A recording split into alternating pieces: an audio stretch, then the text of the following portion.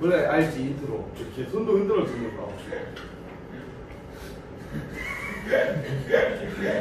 지금 말도 안 되겠지만 1교시입니다. 아이들이 지금 눈이 다 본태 눈깔이에요. 네 하지만 아니 빨리 영상을 찍어서 올려주는 게 낫지 않겠냐? 시작했어요? 빨리 이제 성태의 목소리 유튜브 데뷔. 맞죠. 아니 애들이 빨리 올려주는 게 낫지 않겠냐? 하연아 어때? 어떻게 생각해? 네.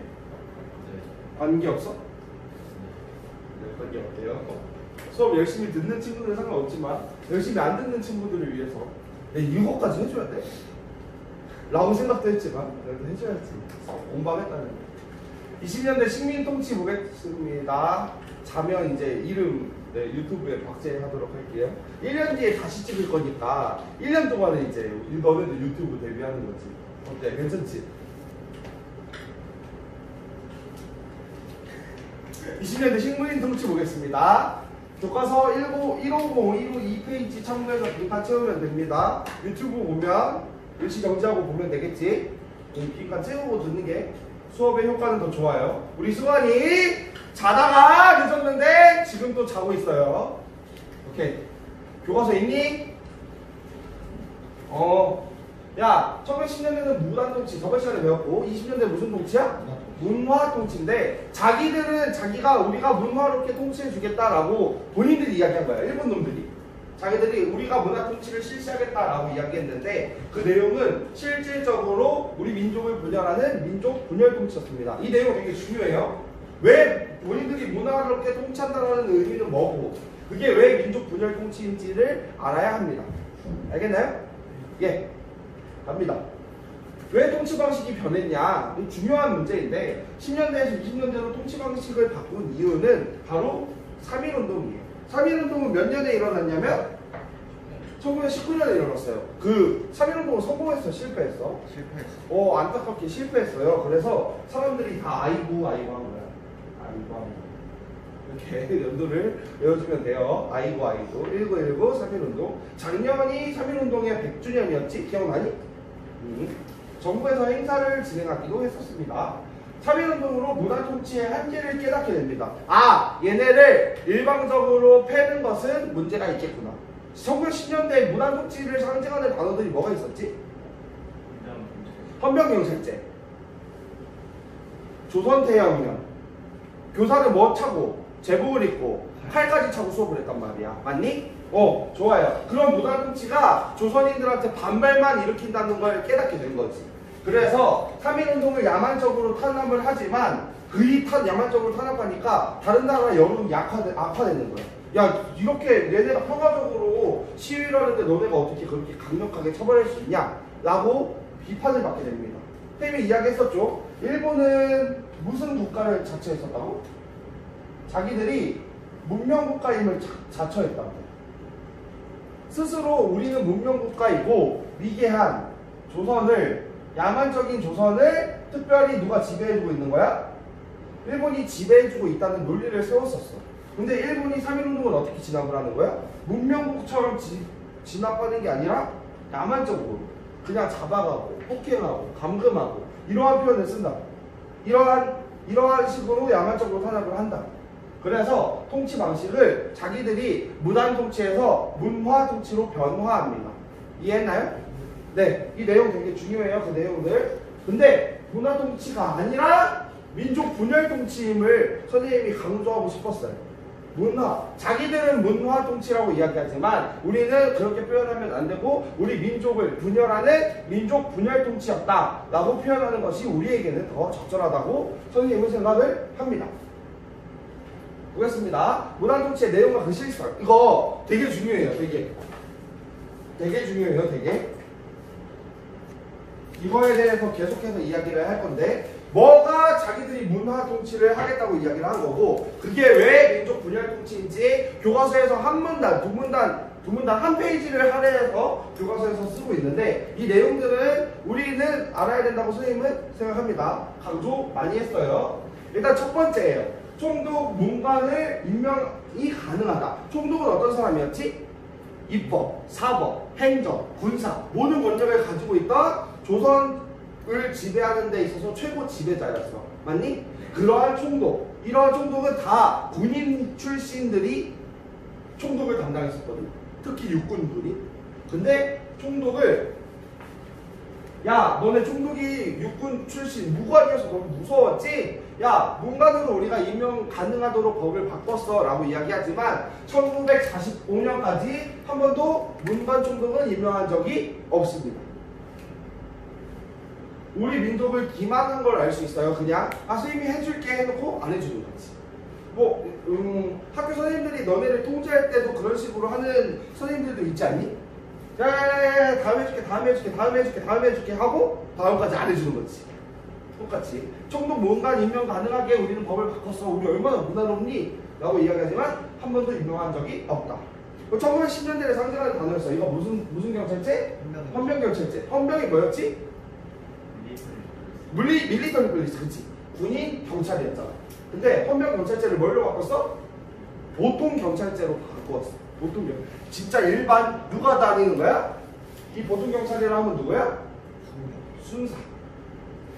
순사들이 막 다녀서 잡는 거야. 근데 이 사람들이 야 헌병경찰 군인이 경찰까지 해서 너무 무서웠지 라고 이야기하지만 보통경찰 일반 경찰로 바꿔줄게 라고 이야기했지만 오히려 경찰 수는 증가합니다.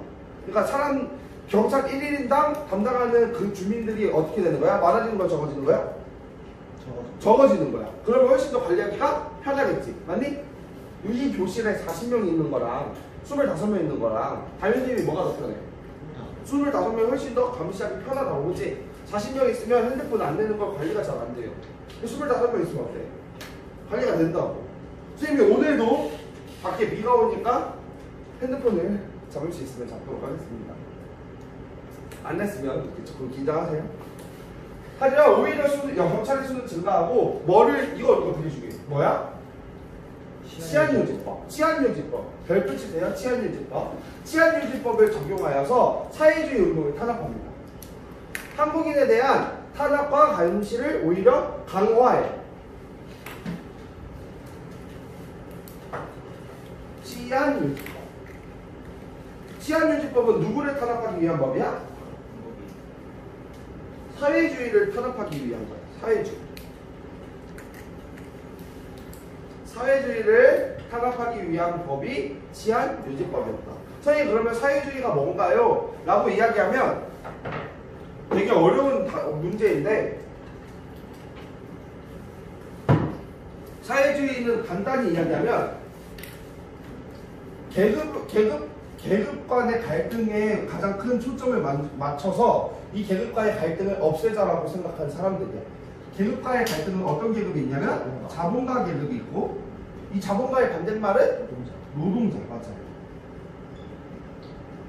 생산수단을 소유한 자본가와 생산수단을 소유하지 못한 노동자 그리고 농민도 포함할 수 있겠죠. 자본가가 지주가 된다면 맞니?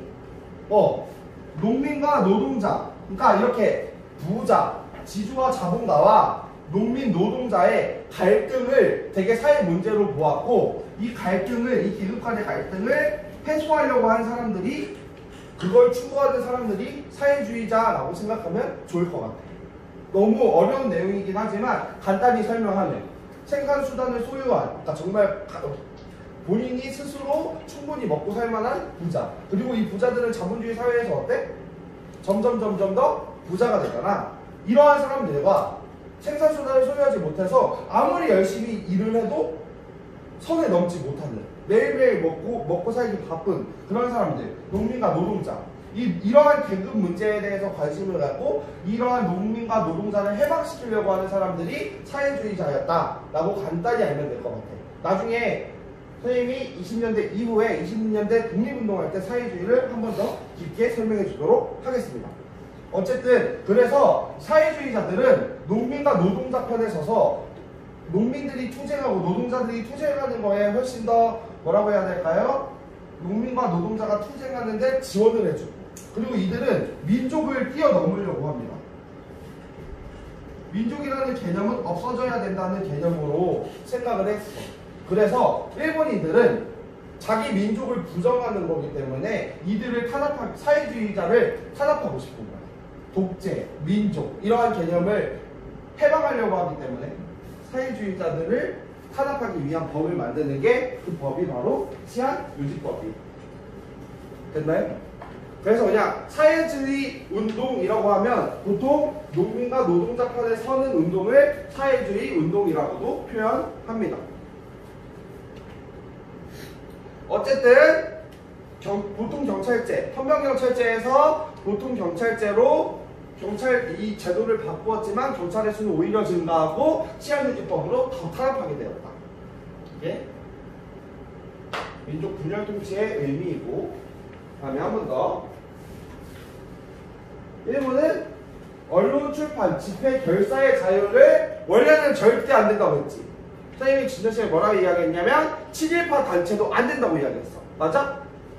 7.18 단체도 안 되는 언론, 출판, 집회, 결사의 자유 절대 안 된다고 했는데 1910년에 일부 허용합니다. 그러면서 언론도, 출판도, 집회도, 결사도 다 가능하게 합니다. 조선일보, 동아일보와 같은 한글 신문을 발행하기도 합니다. 근데 한글 신문을 발행할 수 있게 만들어 놨지만 검열합니다. 기사를. 그래서 신문이 일본에 조금이라도 비판적인 문구를 실으면 어때? 기사를 삭제해버리는 거야.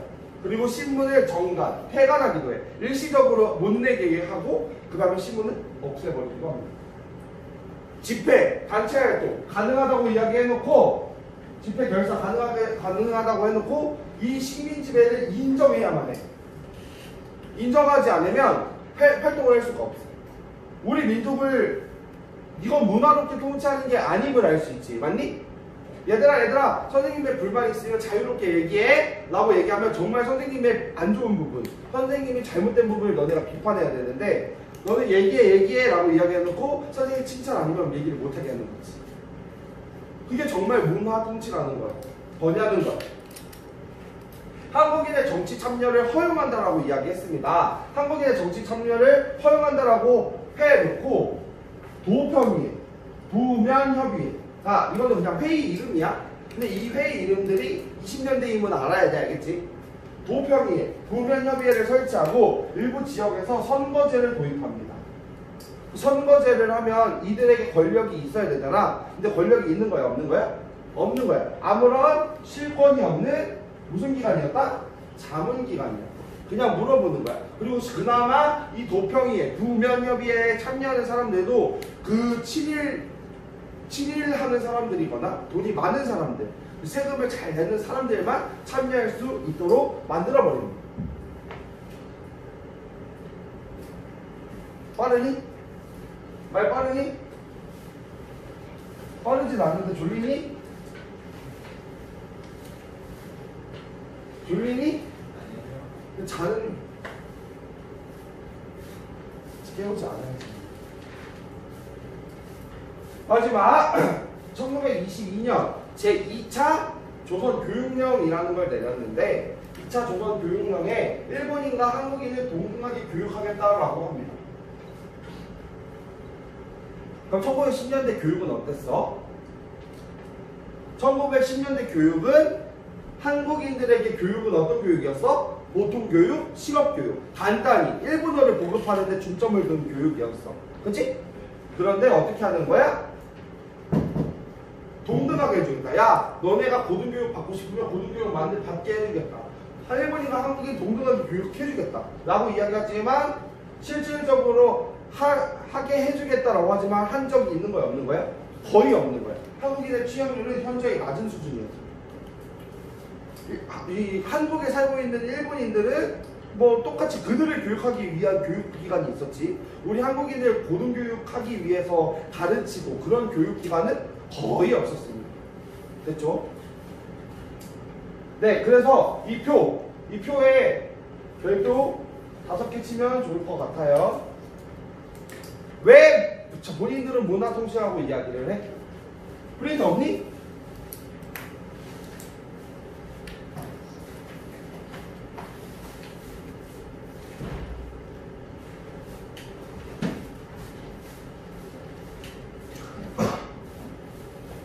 왜 본인들은 문화통치라고 이야기를 했고 실질적인 그 의미가 왜 민족 분열 통치인지를 이 표에서 잘 정리하고 있습니다. 문관 총독을 임명할 수 있다라고 이야기해놓고 한 번도 임명된 적이 없다.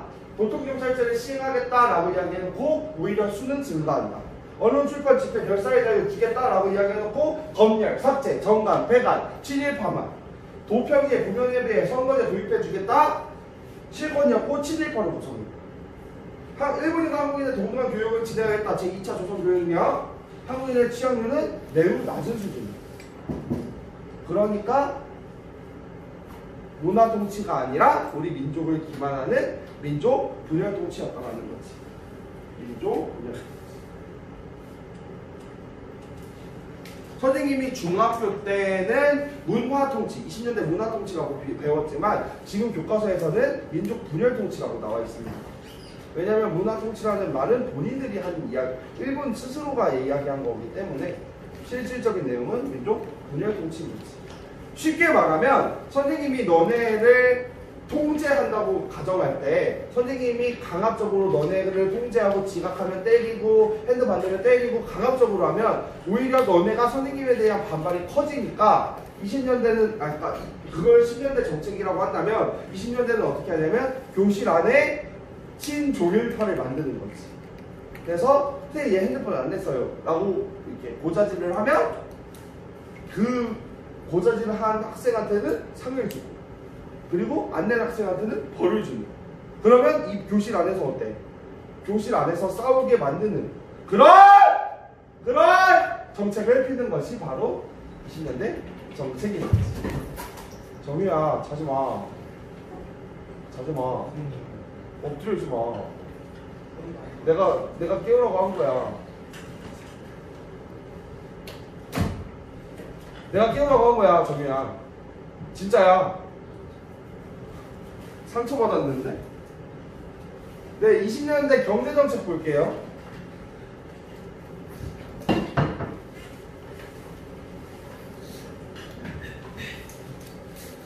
(1910년대는) 무단통치 토지조사 사업이었지. 맞아? 20년대는 민족분열통치 그리고 산미증식 계획입니다. 산미증식 계획. 이거 어떤 계획이야? 쌀 늘리기. 쌀을 늘리자는 운동이야. 계획이야. 목적. 본국은 어디야? 일본. 일본이 부족한 식량을 어디에서? 한국에서 해결하려고 한 거야. 한국에서. 일본의 부족한 식량을 한국에서 확보할 목적으로 실시한 것이 바로 산미증식 계획입니다. 방법은 뭐냐면 이런 거야. 농지를 확장해. 밭을 논으로 다 바꾸는 거야. 그리고 못 쓰는 땅을 개척해. 그래서 농지를 확장해. 그러면 쌀 생산량이 늘겠지. 맞니? 또 수리시설을 개선해. 물이 농사에서 제일 중요한 거 아니? 쌀 농사는 너네 이거 지리 시간에 배웠나 모르겠네? 쌀은 무슨 풍 지대에서 재배해? 현서풍이야? 계절풍이지. 이거 배웠어? 안 배웠어? 몬순기후 배웠어? 안 배웠어? 기억이 안 나요. 기억은 안 나구나. 계절풍. 원래는 우리나라가 차지하고 있는 북위 지역에서는 편서풍이 불어. 그렇지? 1년 내내 기후가 비슷하고 비가 풍부하게 내리는데 그거는 편서풍 지역이고 우리는 대륙의 영향을 받는 계절풍 지대란 말이야. 계절풍 지대의 가장 큰 핵심은 뭐야? 7월과 8월에 폭발적으로 비가 내리는 거야. 지금 우리 뭐야? 장마잖아. 장마철이 존재하는 게 계절풍이야. 근데 쌀이라고 하는 작물은 그렇게 폭발적으로 비가 필요할 땐 비가 필요해야 돼. 근데 비가 안 올 땐 안 와줘야 돼. 무슨 말인지 알아?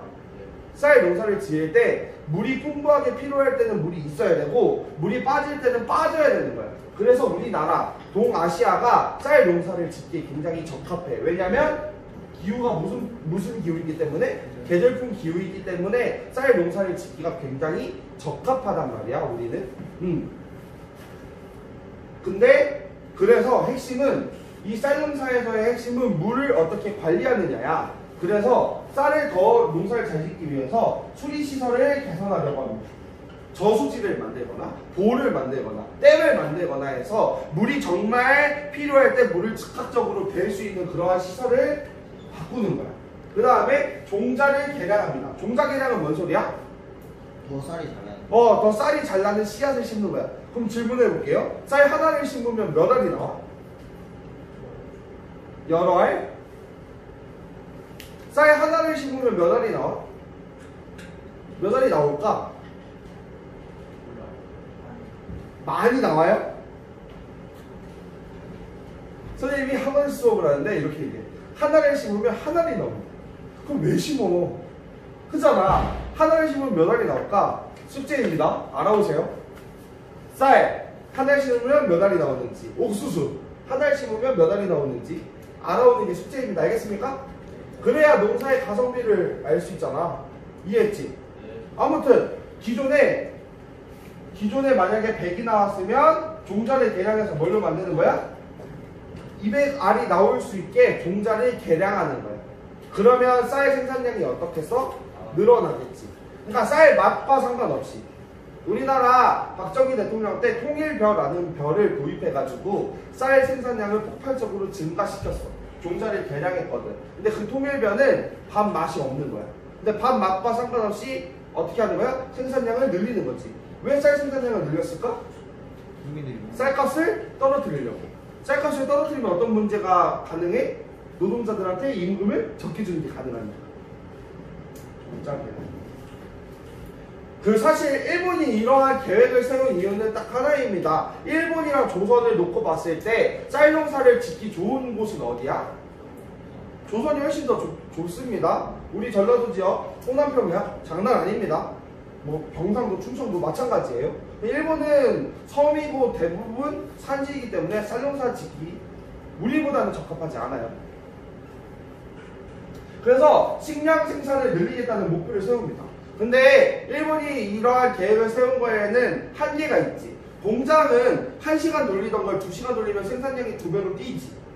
근데 농사는 어때? 이러한 노력을 한다고 해서 생산량이 2배, 3배 늘까? 안 늘어요. 결과는 뭐야? 이거예요. 결과 중요해요. 결과 이것으로 인해 쌀 생산량이 증가합니다. 실질적으로 당연히 땅을 넓히고 물을 잘 되게 하고 종자를 개량했으니까 쌀 생산량을 어떻게 했어? 늘어나겠지. 근데 수탈량이 더욱 증가해요. 우리 한국에서 일본으로 쌀 반출이 더욱 심합니다. 쌀 반출. 가장 큰 핵심입니다. 우리나라가 수출하던 양이 있는데 생산량이 늘었어. 그럼 우리나라가 더 많이 먹고 살 수 있어야 되잖아. 근데 더 많이 먹고 살지 못하는 거야. 왜? 빼앗아가는 양이 더 많은 거야. 쌀 생산량보다 수탈량이 더욱 증가해서 쌀 반출이 더욱 심해집니다. 그래서 우리는 오히려 더 먹고 살기가 힘들어지는 거예요. 그럼 우리나라 사람들 뭐 먹고 살아요? 이를 해결하기 위해서 어디에서? 만주에서 잡곡을 수입해서 우리나라 사람들은 생계를 유지합니다.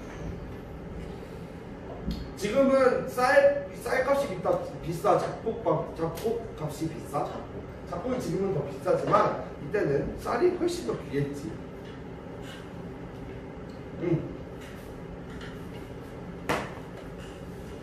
되게 의미 있습니다. 그러니까 일본이 생산량을 늘렸지만 오히려 가져가는 양은 더 많아졌다. 그래서 우리 한국인들은 만주에서 잡곡을 수입해서 생계를 유지했다. 그리고 농민들의 결과 봅시다.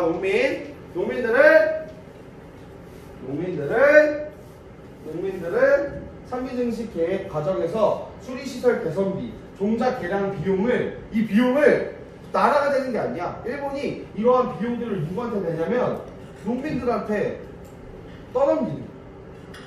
그러면 이러한 농민들은 어떻게 돼? 소작농으로 전락하고 마는 거야. 점점 더 삶이 힘들어지겠지. 이들은 일본에 대한 반감이 커질까 작아질까? 커지겠지. 이들의 독립운동도 살펴볼 거야.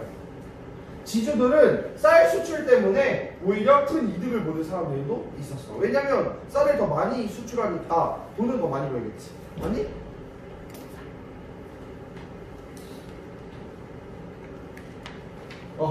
마지막 부분이네요. 마지막 부분. 이거 10년대랑 비교해서 헷갈리면 안 돼. 왜? 뭔가 오늘 영상은 망필이에요. 너네가 지금 다 자서 너네 탓이야. 일본 자본 내 침투. 1차 대전 이후에 자본 침투가 본격화됩니다. 1920년에 뭐가 폐지되냐면 회사령이 폐지돼.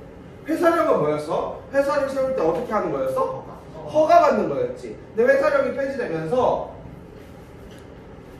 회사를 세울 때 뭐가 아니라 허가가 아니라 이제 뭘로 바꾸는 거야? 신고제로 바뀌는 거야. 이거 약간 헷갈릴 수 있겠지?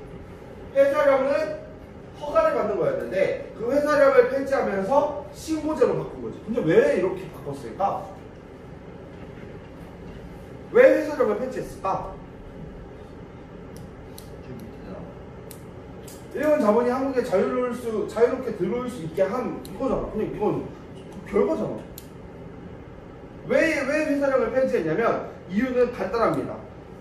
한국인이 회사를 세울 때 불편하게 만들게 하는 게 뭐였어? 회사령이었어. 근데 까놓고 봤더니 이 회사령이 한국인이 한국에 회사를 세울 때도 불편하게 하지만 누가? 일본인들도 한국에 공장을 세우려고 할 때 굉장히 불편한 채들인 거야. 그러니까 어차피 한국인들 중에 부자 다 침입하고 상관없고 일본인이 넘어왔을 때 회사를 쉽게 만들게 하기 위해서 그러기 위해서 회사령을 폐지한 거야. 우리를 위한 제도가 아니라 일본인들을 위한 제도였던 거지. 1923년 한국과 일본 사이에 뭐를 폐지했다? 관세를 폐지했다. 관세 영어 뭐야? 커스텀스. 뒤에 S가 안 붙으면 관세라는 단어가 아니야. 알지? 커스텀스. 권리, 라이트, 의무, 듀티. 선생님이 계속 강조했지? 수능 때 쓱 나오면 이제 아씨 이거 뭐였지? 하면 안 된다고 알겠지? 한국인 기업에 큰 타격을 줍니다. 한국인 기업에 왜 타격을 줄까? 우리나라 물건이랑 일본 물건이랑 이때 당시에는 어느 나라 물건이 더 좋았어? 일본 물건이 훨씬 좋았어. 근데 우리나라 물건을 보호하려면 어떻게 해야 돼? 일본 가격에 관세를 붙여서 이 물건을 비싸게 만드는 정책이 있었는데 뭐를 폐지하니까? 관세를 폐지하니까 한국인 기업이 어떻게 되는 거야? 몰락하게 되는 거지. 타격을 받는 거지. 1928년 신은행령을 제정하면서 한국인 은행이 일본인 은행에 합병되고 맙니다.